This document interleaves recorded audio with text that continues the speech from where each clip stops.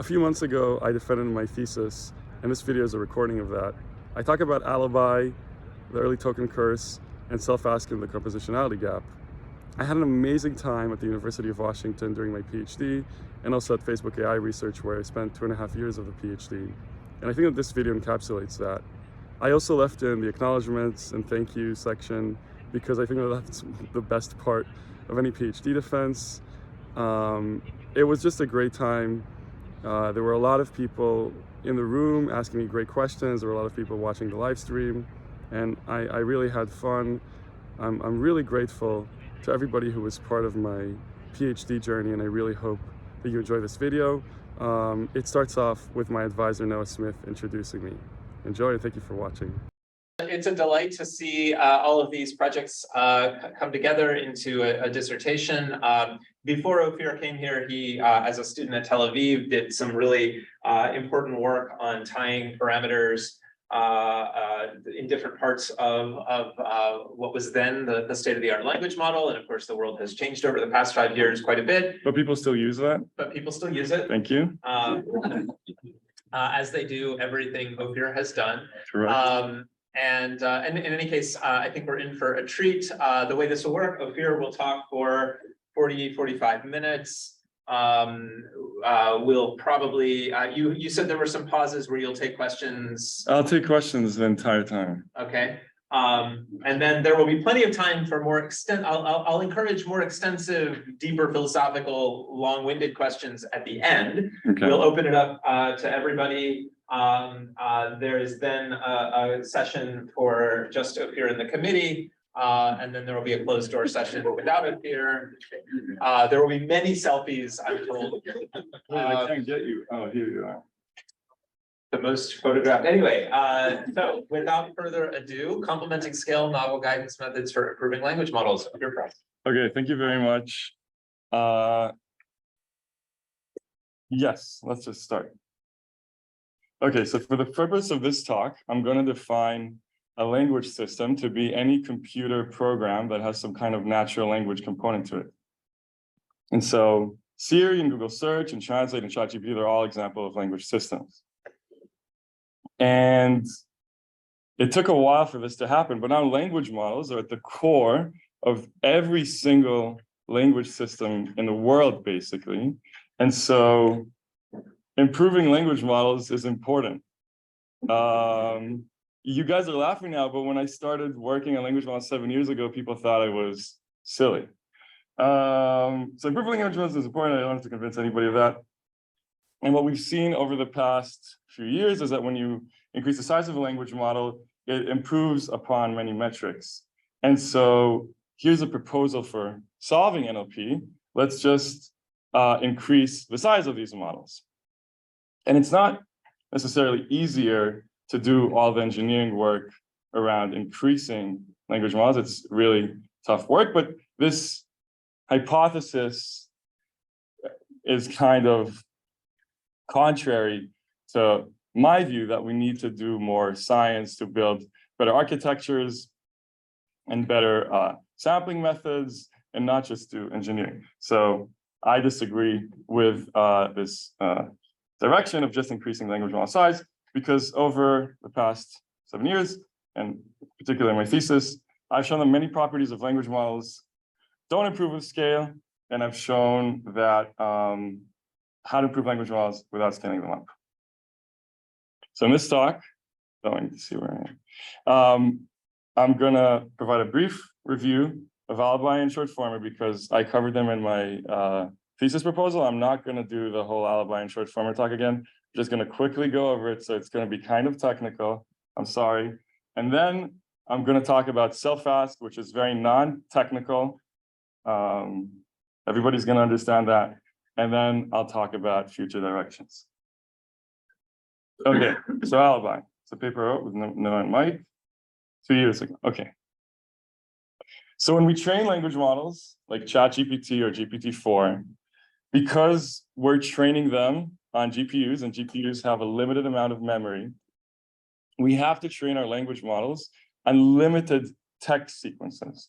For example, when ChatGPT was trained, it only saw 8,000 tokens at every training iteration. And so now when we're using ChatGPT, sometimes we'd like to do things like, generate a story that's 10,000 words, or understand a piece of code that's 11,000 words. But ChatGPT cannot do that because it was trained on 8,000, so it can only understand up to 8,000 words. And so extrapolation is this idea of being able to still train on our limited computers, which will always only be able to handle some n amount of characters or words. Extrapolation is the idea that we'll train on a limited amount of words and then extrapolate to be able to handle longer sequences at test time. And I think it's super important, right? We're training these models, they're always going to be limited in how much they can handle, but we want them to understand or be able to generate longer things at test time. So if you go back to the original Transformer paper from 2017, Vaswani et al., they said that transformer models may extrapolate the sequence lengths longer than the ones they encountered during training. So this extrapolation issue isn't something that I first thought to explore. Like they kind of talked about how transformers might be able to do this, but they never actually tested it. And so the first thing we did when we wrote Alibi is try to figure out if transformers can actually extrapolate. And so what we did was we trained a language model on 1,000 tokens. Then we evaluated its perplexity, which is a way to know how good language models are, and lower is better. We got AT perplexity. And then we tried feeding it slightly longer sequences, so 1,025, 1,026, and 1,027. And we expected the perplexity to stay the same or decrease, right? If we're giving you more content, you should be smarter. You should know more. But we saw the opposite. So the existing transformers of the time couldn't handle longer sequences. You'd give them longer sequences and they do worse, which is really silly. And so, yeah, we talked about how transformers can extrapolate. And then we tried some other position embedding method, like the rotary embedding method, and we showed that that also couldn't extrapolate. And then we tried a third one, the one from the T5 model, and we showed that that one slightly could. If you fed it longer sequences, it slightly improved performance, but then performance started decreasing. So the second thing we talked about in Alibi is that extrapolation can be enabled by simply swapping the position method.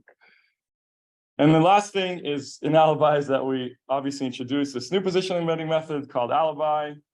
And that one beats all the previous methods and it extrapolates the best and it's really fast and it's great. And I'll just briefly talk about how Alibi works. So as humans, we know that when we read text, the further away we are from a word, the less it matters to the current context that we're trying to read. And so in Alibi, we just encoded this guidance that all humans are aware of. We just encoded this into the model. So we don't use position embeddings. And instead, we bias the attention scores such that instead of just using attention scores between a key and a query, we have these Alibi scores that are the attention score minus a bias, which is just a number times the distance between the key and the query. Yeah, that's it. Alibi is used by MosaicML, Big Science, Replit, and I just discovered this a few days ago. It's used by, no, listen up, this is important. 2 of the top 3 models by downloads on Hugging Face. Thank you.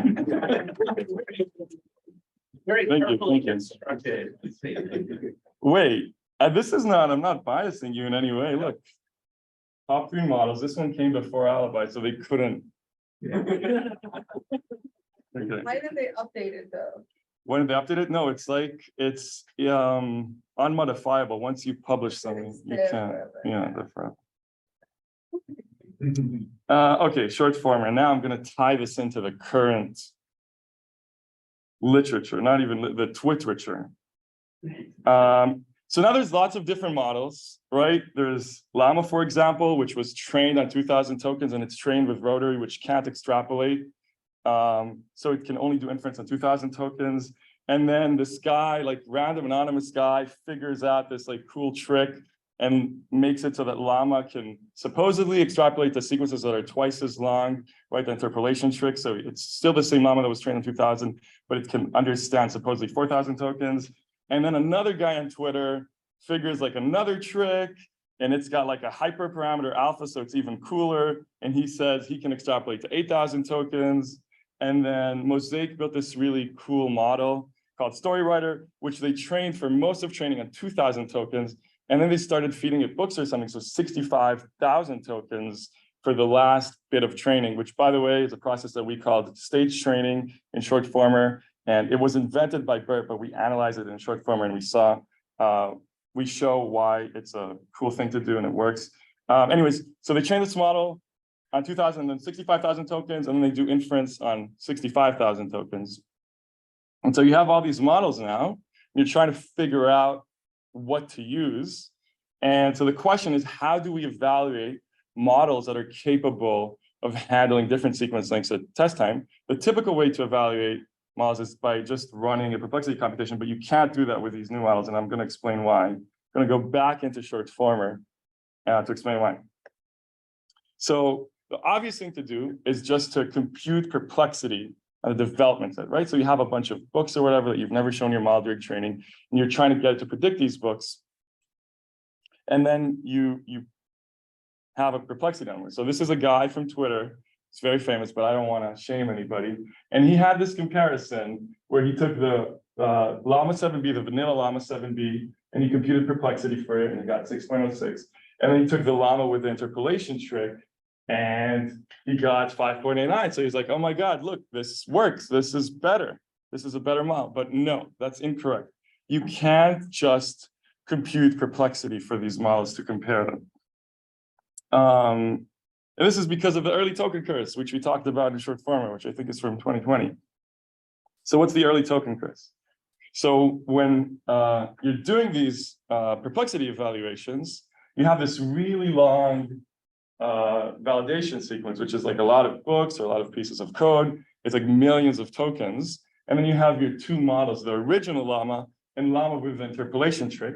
And you'd like them to try and predict these words, but they can't do it all at once. So you chunk these sequences depending on your model size.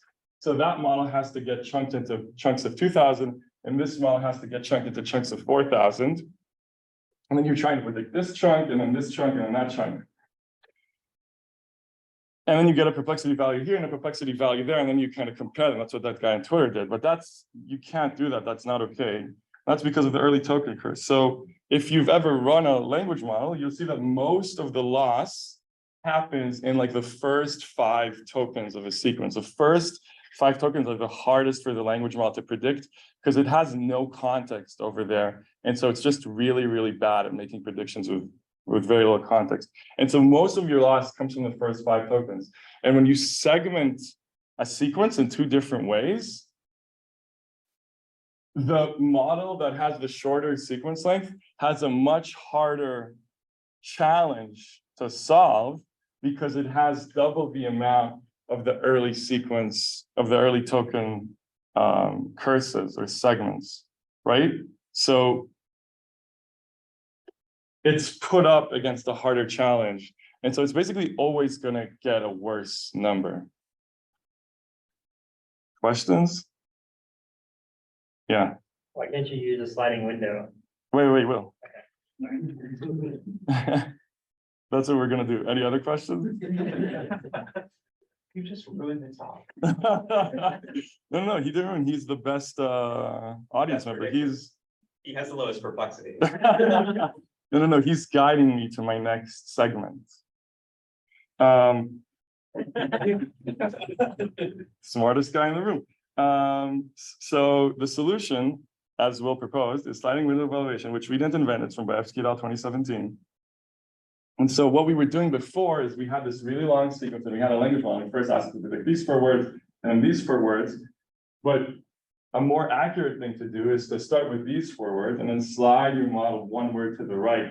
So it's only predicting sat, then you slide 1 more word to the right and it's only predicting on, and so on. And when you do this, the language always has the maximal context tokens for every prediction. So it's really, really slow, but it does away with the early token issue.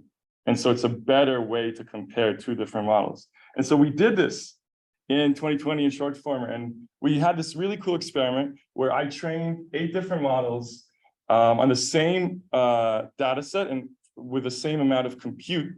And if I did like the typical naive evaluation, it seemed like the models would get better as you train them on longer inputs. But then when I did the sliding window evaluation, basically from 1,000 tokens, they all perform the same. This isn't bulky, but it shouldn't be in bold. These 3 are all basically within standard deviation, like they're all the same. So if you use sliding window evaluation, it's a much more accurate way to compare models of different lengths. And it'll show you sometimes that language models that are trained on longer inputs are not necessarily better. And so, yeah, that's really important. And so somebody, I think, did that type of evaluation for the llama trick and showed that the new llama model isn't actually better. So that the person who did the naive evaluation was just wrong. Yeah. Oh, I just wanted to ask if the length of the sliding window is constant across those evaluations for different models. It's not. The longer model would have a longer sliding window, but that's okay. It's not it's still not like, you know, like 100% fair comparison, but it's fine.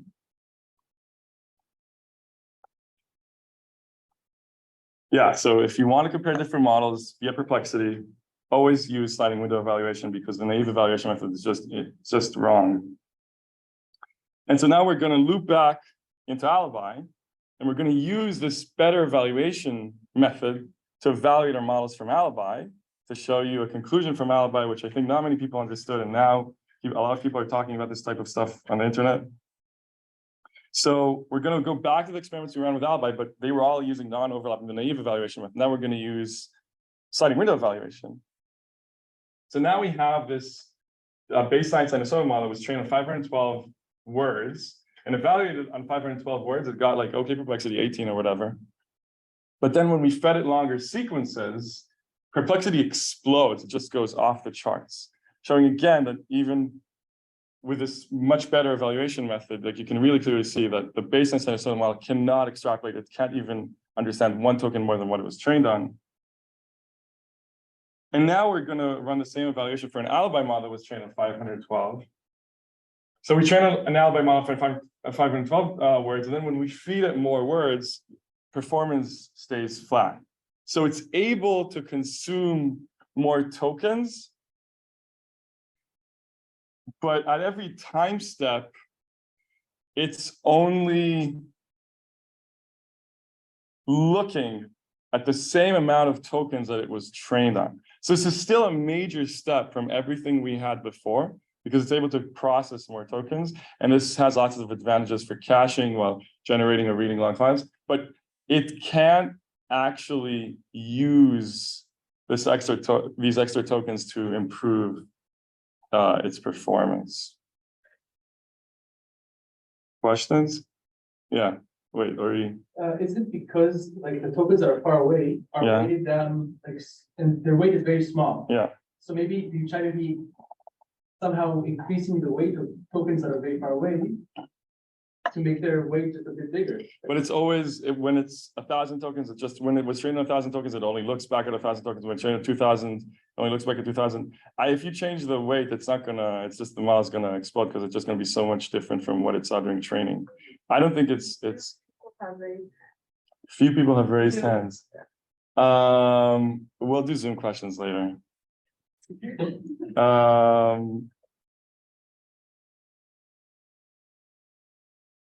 Anybody else? Yeah, Tidor.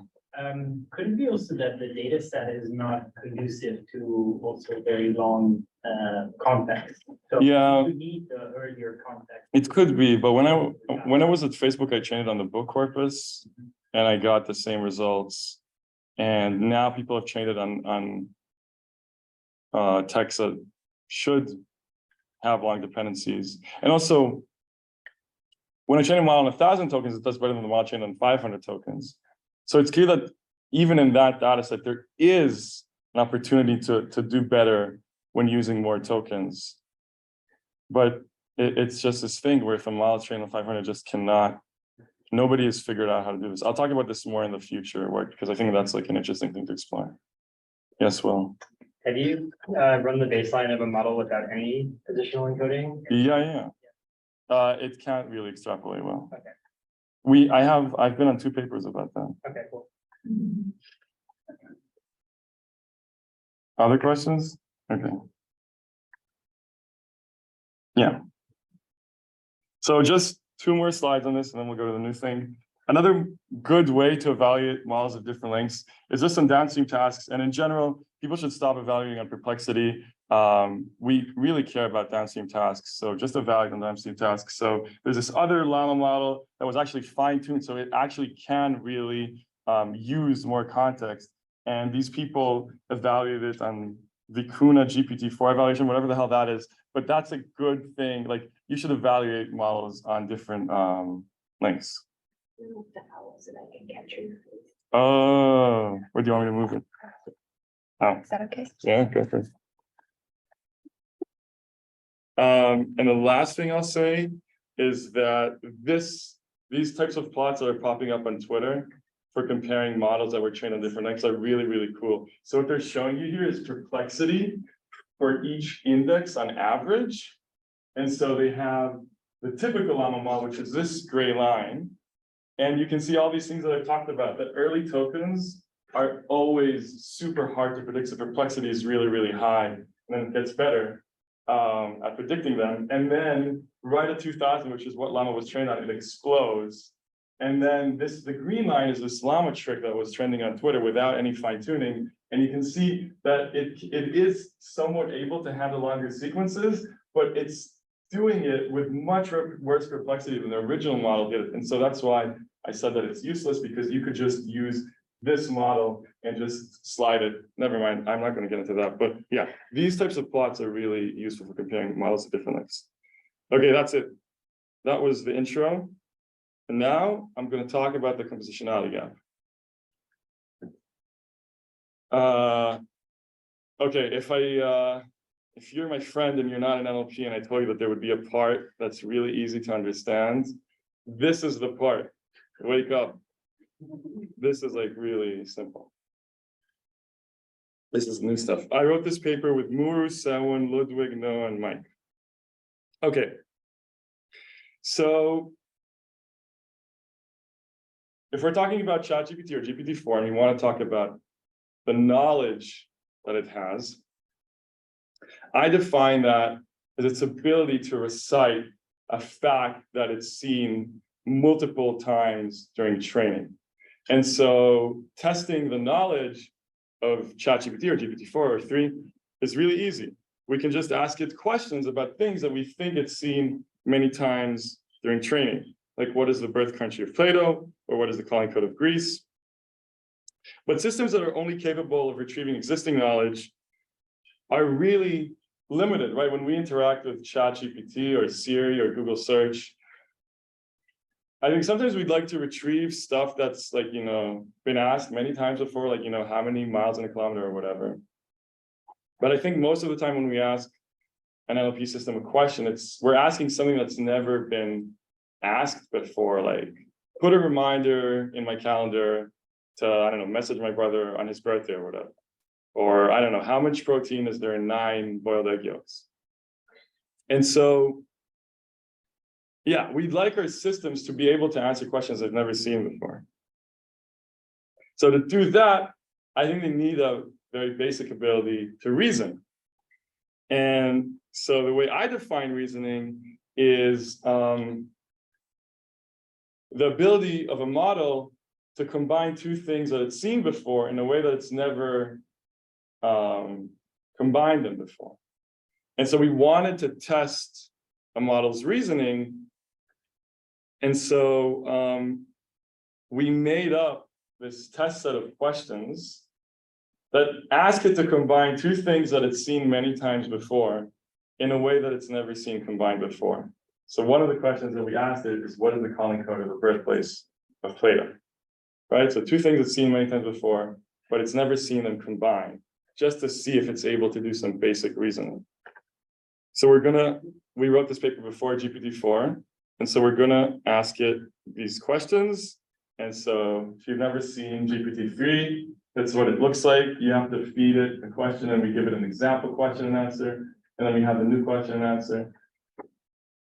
And so we're going to ask it, what is the calling code of the birthplace of Plato? And then we press submit. And then what it says back to us is highlighted in green. And it said +30. And the first time I saw this, I was really shocked because I've been working in language model for 7 years. And for the first like 5 years of my career, they couldn't tell you where Bill Clinton was born, even if they had seen it 20 million times. And then now we're getting to the point where these models are able to answer questions they've never seen before. So the first time I saw this, I started Googling to see if anybody had asked this silly question, and nobody had. So it really was doing some very, very basic reasoning. And so, as I said, we made a data set. You can't do science with one question. You can do Twitter with one question, but you can't do science. We made a data set of these questions, and we call it compositional celebrities because we wanted questions about things that the model would have seen many times during training. And so it's read a lot about celebrities. So all our questions are about celebrities and about something regarding either their birth date or birth country. So we have questions like, who won the Nobel Prize in Literature the year Matt Damon was born? And what is the currency abbreviation in the birthplace of Kofi Annan? And we have 9,000 of these. And GPT-3 answers a lot of them correctly, but it doesn't always get them right. And so here's an example. We asked it, who was president of the US when Billie Eilish was born? And it said Barack Obama, which is incorrect. It was George Bush. And you might think that it's saying that either because it doesn't know when Billie was born or because it doesn't know who the president was on that date. And so we can investigate this.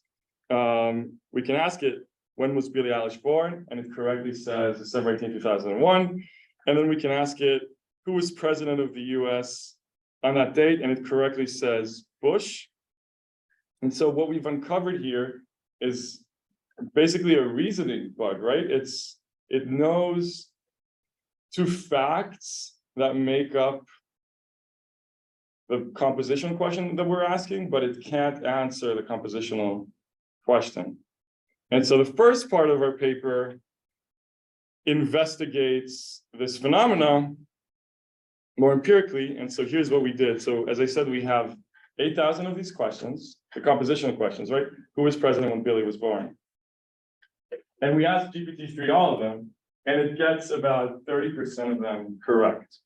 And now, just like we did for the Billie question, we're gonna decompose every question into the two sub-questions that make it up. We're gonna ask GPT-3 each of those sub-questions independently, and we're going to consider GPT-3 correct only if it answers both of the sub-questions correctly, right? So we do that for all the 8,000 questions. And this time, it gets around 50% of the sub-question pairs correctly. So there's a gap here. Just like for the Billie question, it could answer the two sub-questions, but it couldn't answer the complex compositional question. It does the same thing for 41% of the questions, for 41% of the pairs that it can answer correctly.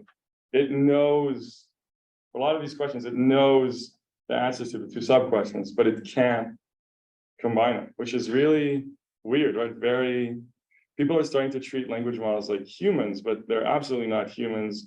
And they do things that a human would never do, right? If a human knows when somebody was born and who the president was on that date, they're never not going to know the answer to the compositional question. But language models sometimes don't.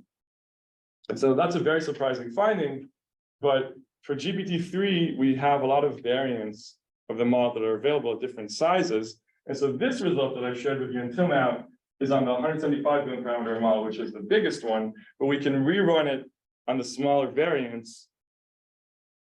And we discovered that from 1 billion parameters up, this gap stays at 40%. So not only is there this weird gap, it also doesn't, as these OpenAI engineers are using much more compute and training time to train larger models, they're not shrinking this compositionality gap. And then after this paper initially came out, ChatGPT came out, and the compositionality gap in ChatGPT is 40%, which makes me, I think they've also talked about how it's based on like one of the Da Vinci models, so it's probably not anything new. the composition, and then GPT-4 came out after our paper was published, like a while after. And there's still a compositionality gap. It's 20%, but we don't know why it shrunk. Did it shrink because the model is bigger? Maybe, but it could have also shrunk because they trained it on more data, or because they trained it on different data. Or We they don't trained it know. on our test data. Or they trained it on our test data, which is correct, because I actually don't think they did, because they said that they stopped training, I think, before we put our data on. I'm not sure, but I did put like the big bench, that secret string thing that's supposed to make the crawlers not crawl your test set thing. I put it in our data set, and then OpenAI famously in GPT-4 said that they accidentally crawled all of that data. So they might have crawled, whatever. Yeah, I don't know how you do that by accident, but yeah. Anyway, so scaling doesn't solve this. And so we're going to solve this using guidance. And our solution is the main part of our paper. It's called self-ask. And so we're going to get the model to answer these questions by running this kind of method, by talking to itself and asking itself questions. And so we show an example here. We have this example question: who was president when Justin Bieber was born? And now we're telling it, hey, instead of answering us immediately, please write like our follow-up questions. Either here say yes, and then ask a follow-up: when was Justin Bieber born? Have an intermediate answer, and ask another follow-up, and then have the answer to that, and then say the final answer is Bill Clinton.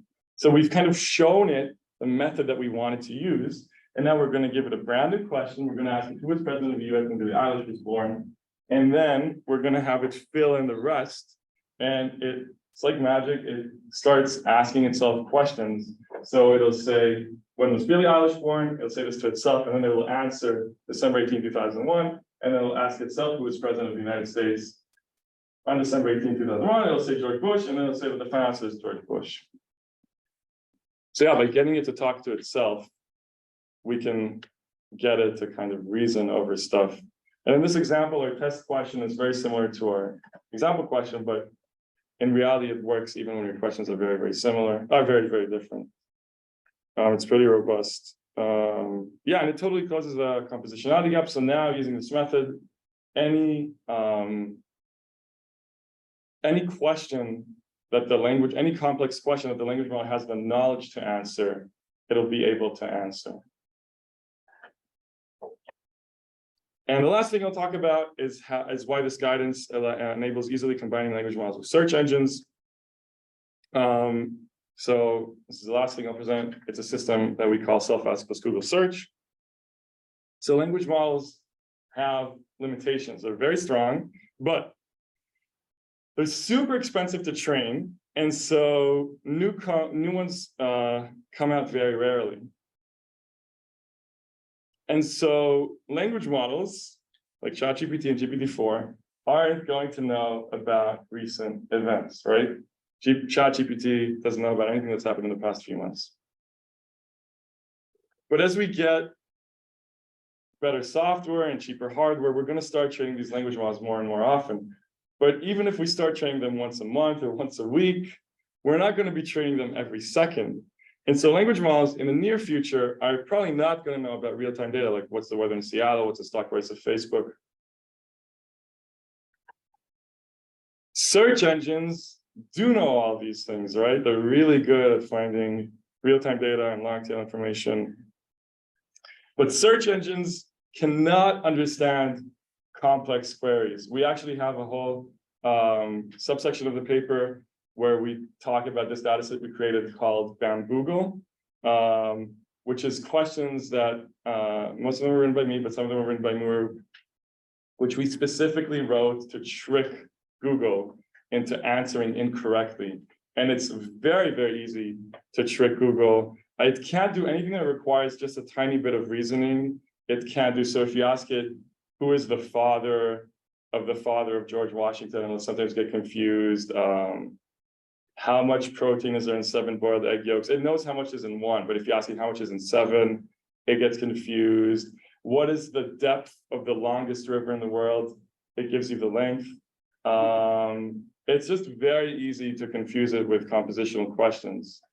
And so, yeah, search engines can't understand complex queries. So we're going to combine search and language modeling to get the best of both worlds. we're going to get the ability of search engines to retrieve long tail and real-time data, and the ability of language models to understand complex queries with self-ask. So I'll show you how the system works by just showing you how it answers the following question. So the question is, what is the current time in the country that won the World Cup? So I'm feeding it into my IPython notebook. And so the first thing we say, and we're using the regular self-ask prompt. So the first thing it asks is, are follow-up questions needed here? And it says yes. And this is just GPT saying what country won the World Cup, right? We're just running the regular self-ask method. It wants to ask the first follow-up question. And we then detect that a follow-up question has been asked. We pause GPT-3 and we do some very complex classic NLP to parse out this question. That was a joke. We take, thank you. We take the question, we send it off to Google, and then Google returns this long explanation. The tournament has been held every 4 years, blah, blah, blah. We take it all back into GPT, we feed it, and then GPT correctly reads the stuff that Google wrote, even though it doesn't even know that it was written by Google. It's just thinking it's running the same algorithm from before. And it asks, what is the current time in Argentina? And it wants to answer itself, but we stop it because we notice that a follow-up question has been asked. We route it again to Google. Google says 11:12 p.m. And then we give all that back into GPT and it says the final answer is 11:12 p.m. It's super simple. It's like 60 lines of Python code. And I know that now it seems like silly to do this because like there's Bing Chat and it's pretty obvious to everybody that search and language modeling is a cool thing, but we did this before Bing Chat. And our system is like still the only academic system I've seen for integrating search and language modeling. It's really cool. It's on my GitHub, go play with it, go improve it. It's really fun. And yeah, it's just 60 lines of code, but it can answer a lot of questions that Google and Siri can't answer by themselves. And for example, that question, Google and Siri both can't answer. And self-ask search is the first approach for language modeling and search. It doesn't require reinforcement learning or extra training data. It's in all of these papers that came before us. Not going to talk about this, but in a paper we show that self-ask is better than simply asking a question and then waiting for the answer. And self-ask with Google improves even more on a bunch of different data sets. And in our paper, we also show that we're better than chain of thought because we're more explicit by asking follow-up questions, and that focuses the model in a way that chain of thought cannot. Yeah, Bamboo has been really impactful. And my favorite thing is that I've been told by 2 different people that it's used internally at Google to evaluate both search and language modeling, which I'm very happy about. Questions about that before we end with future work? Ooh, I'm on time. How does it know when to answer yes or no on follow-up questions being needed?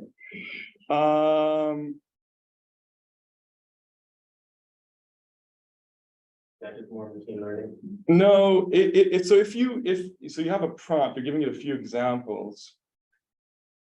And if you have a few examples, and in some of them, it's a very basic question, like what is the capital of Taiwan? And you just say no, and then you say the answer. And the other ones where you do need to ask follow-up questions, you say yes, it'll just understand it through that.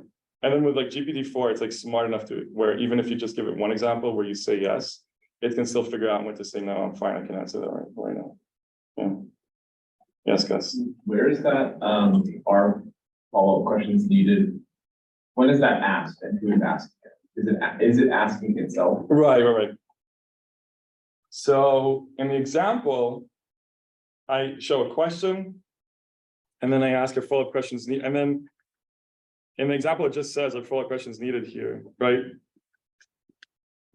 And so everything you see here was kind of written either by me or by like my API call. Like everything you see in white, you can do either option. You can either force it to say our follow-up questions needed here, yes, or if you want, you can just give it the question and it'll see that the example says our follow-up questions needed here and it'll automatically. I'm just doing this because at this point, it automatically understands to ask our follow-up questions needed here. So I'm just saving myself time by just saying yes, but you can also, if you're in a scenario where you might get some complex questions and some simple ones, you would not have this yes here, you would just leave it open. And then when it wants to ask follow-up questions, it will say yes. When it doesn't, it will say no.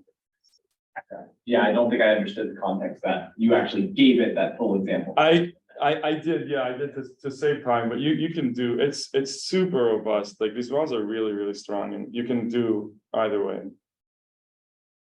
Other questions? Oh, don't look. Okay, future work.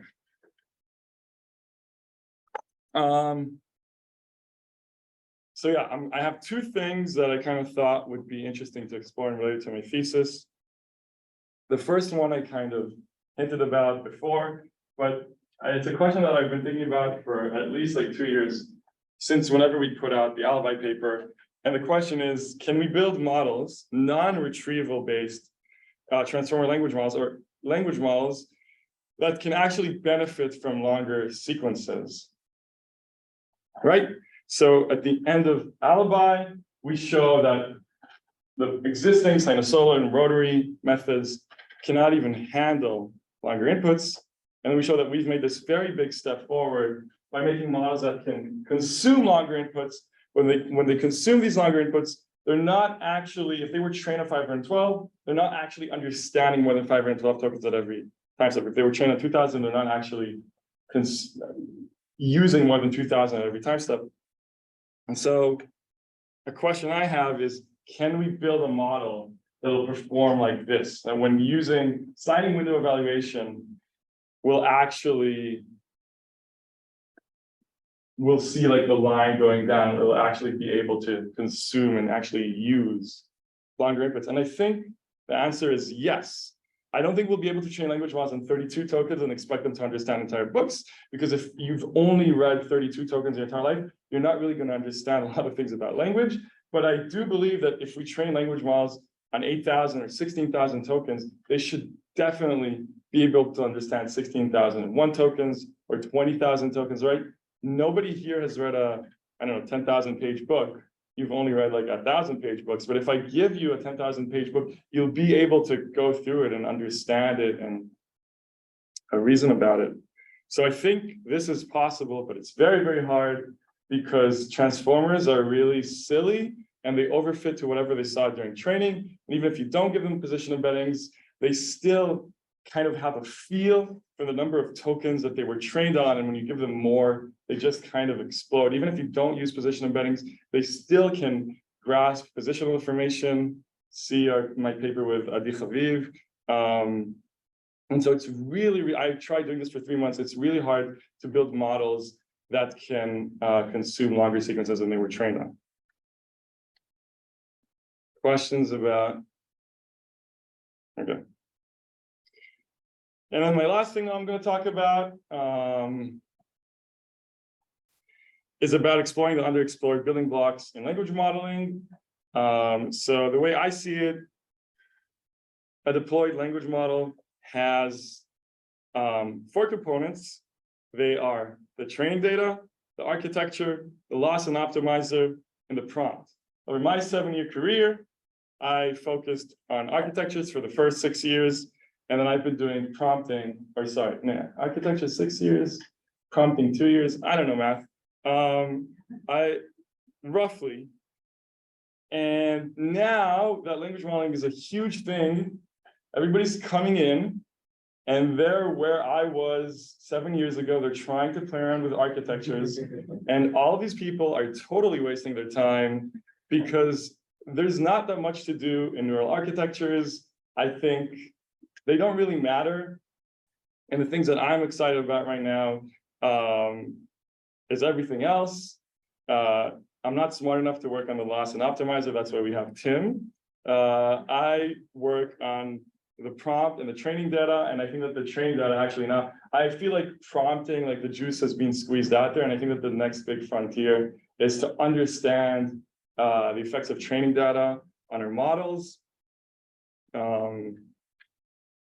And so here's just 2 questions. The first one is really obvious. Everybody's talking about this, but what's the effect of code on performance in general, and especially performance of non-coding tasks? So Da Vinci is like one of the best language models we have, and OpenAI has told us that it was mostly trained on code and then fine-tuned on natural language. And I think that that's the key to making better language models, but there haven't been really any papers that have explored this empirically. And then just understanding what types, not necessarily the kind of the theme of my thesis is complementing scale. And maybe we don't just need more data, but we need to understand what types of data we need to train on. So there's lots of rumors that OpenAI trained on video transcripts. Maybe that's key to unlocking better language modeling, or maybe we need to train them on lots of academic papers. I don't know, but there's a lot of unexplored questions in the data space that nobody's really looking into, and I hope people will. Yes, Jason. Oh, this is big. Is this what the YouTube live stream is for? Yes, hopefully GPT-7. Hopefully, if GPT-7 is good enough, people can stop asking the same questions about Alibi all the time. Other questions about future work?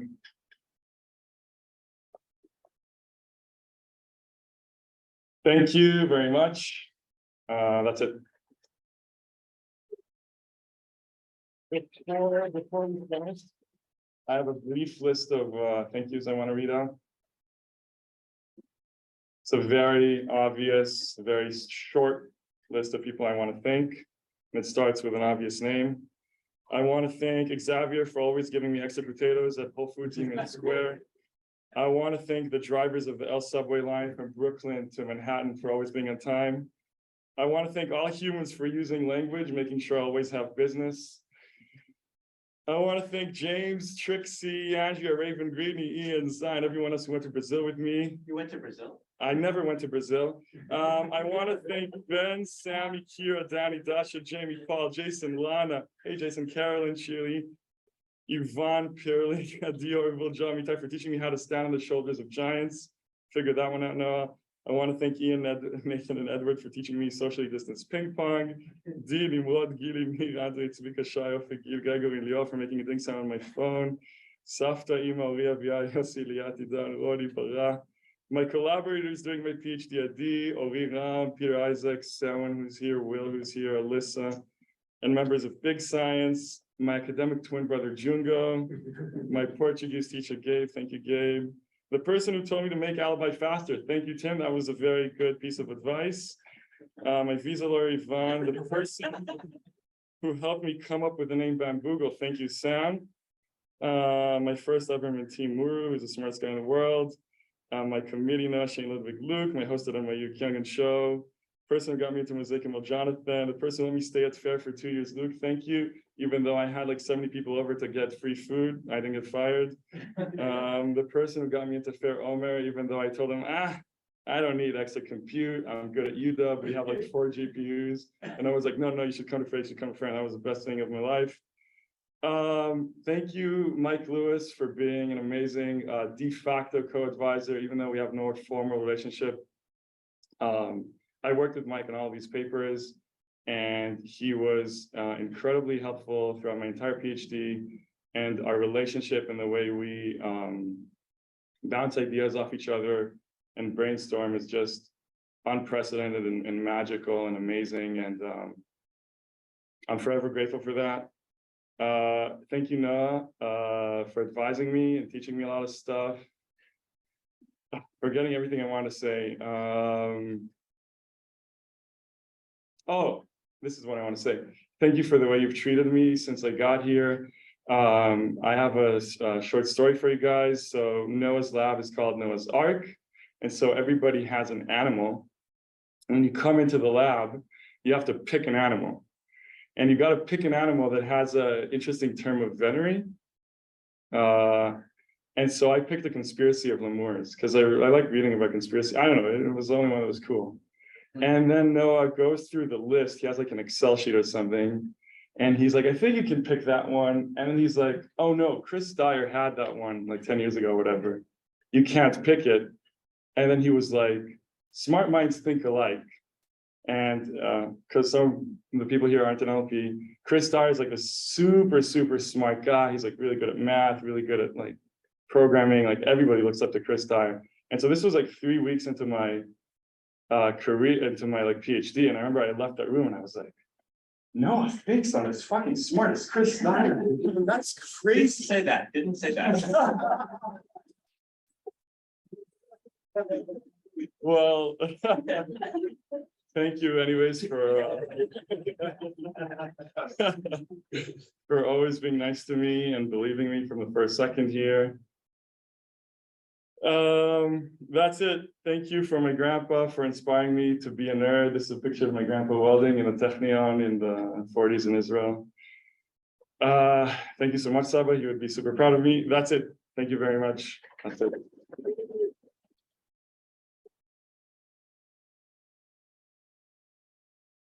לא, לא, לא, לא, לא, לא עכשיו, לא עכשיו. Oh my God. Wait, no, are you allowing this? I'll allow it. This can be the first question, but you have to ask a question. How do you say love in Hebrew? Wait, you're Jewish now, you should know this. I can say it. By the way, can say it I again. didn't sanction this now. This is. Go ahead. Ahava. So Ahava, it's love in Hebrew. And thank you for all the love that you, the way you treated Ophir with lots of love. And an American artist created the sculpture love in Hebrew. What is in New York, love in Manhattan. It's in the Israel Museum in Jerusalem. So I bought you a small present with lots of love. And when I bought it, Ophir said, yes, I like it because it's connected to language. So it was a nice coincidence, and thank you very much. Thank you so much. Thank you. The University of Washington does not take bribes. Yeah, Ima, you need to give it after, not now. Say thank you. And this is a very sweet gesture, but we do not feel pressure. Okay, so Questions. great question. Let's move on to more questions from anyone. If you're in Zoom, you can WhatsApp me your questions. I don't wanna, should I enable? Holy shit, there's so many people here.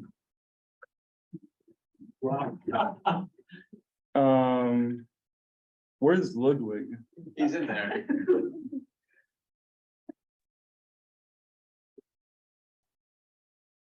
Hello, yes, I'm here. Thanks for unmuting. Everyone was muted and camera turned off from your side, right? Yeah.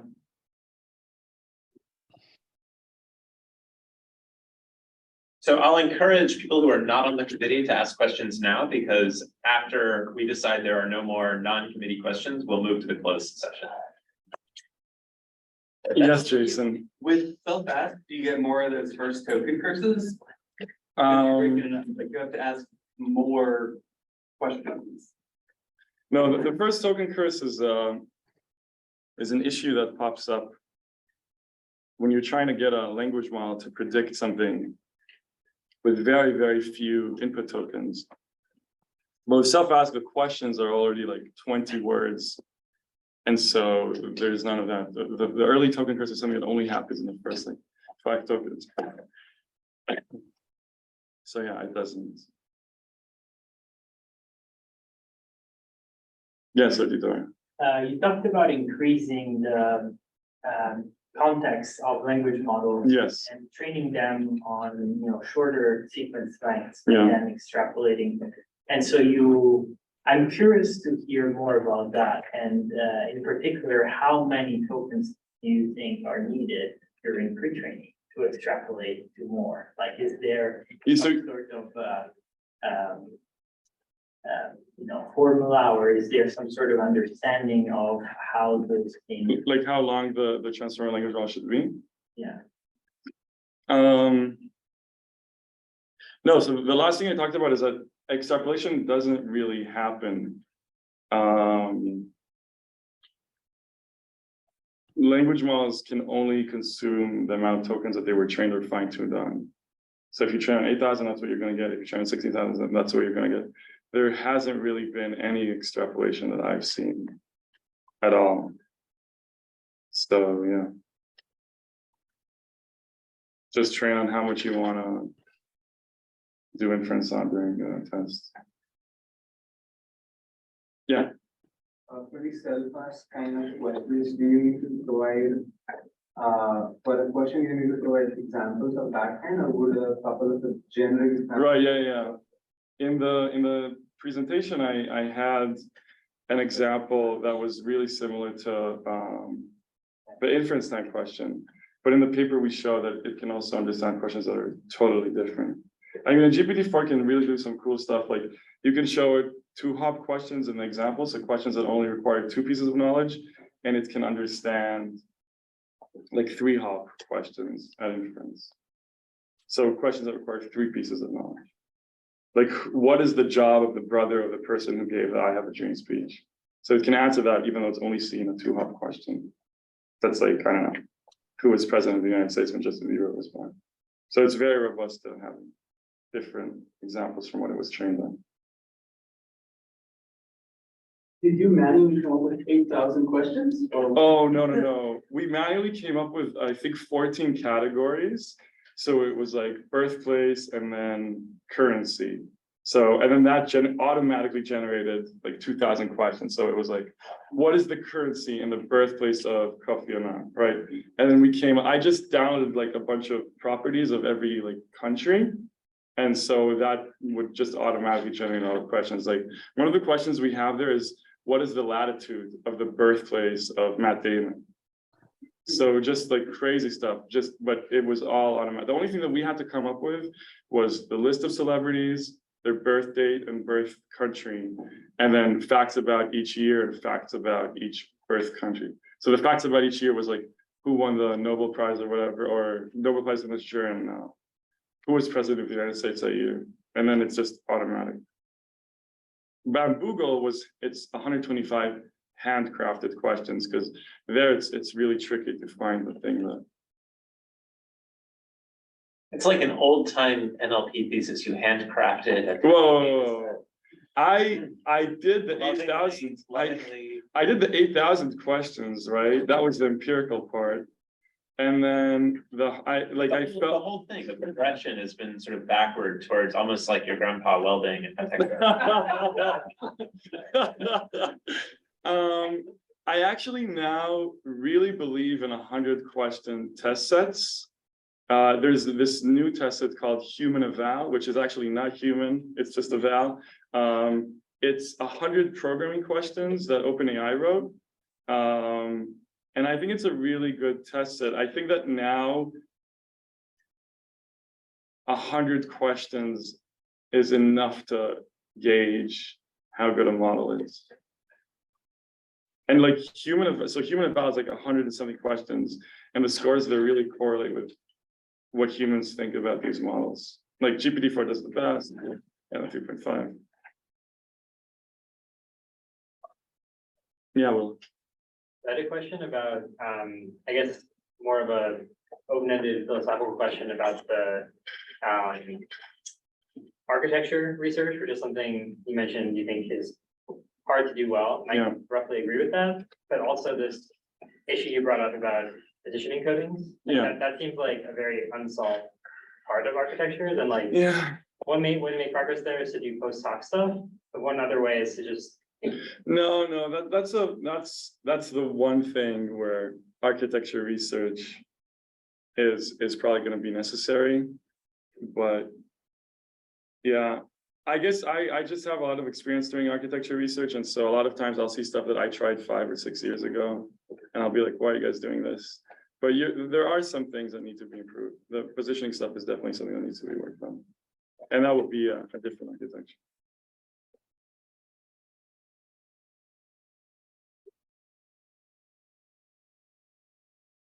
gone quiet. More questions? Eunice. Hey, I Eunice. have kind of a fun question. Oh, fun. What do you regret doing or not doing? What do I regret? By the way, this is my first ever thesis defense that I've been to. I've never, is this like a? And he's just writing that. Or he's going to. What do I regret doing or not doing? Is that the question? Yeah. In your research. Like in my research. Jason is a lawyer, so he's, No, that was the original question. I know, but only a lawyer would remember the wording verbatim. What do I regret doing or not doing?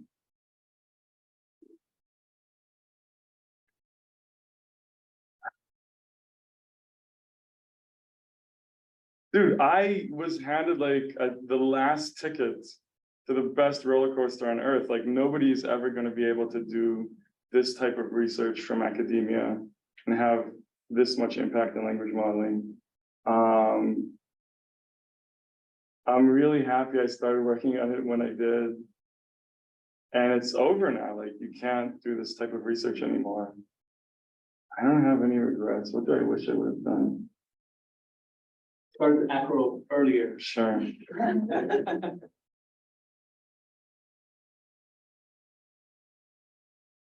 Okay, sounds like that's a good closing point, unless there's one last pressing question from the crowd, or the committee wants to start now or wait till the snake bite portion. Okay. Thank you, everybody, for coming. Can you make sure Ludwig stays on the call and send everyone else our regards? Thank you for joining us. I'm sure you'll see on Twitter what the final outcome is. Oh, before you leave. YouTube stream. In 15 minutes, I will kill the YouTube stream in a second. In 15 minutes, or whenever this is over, there's gonna be cake and watermelon and stuff in the kitchen and bamba. In I will the kitchen, reiterate, the University of Washington does not. in the take your kitchen on the second floor, not the University of Washington, private event. Come to the kitchen on the second floor, don't leave. Okay.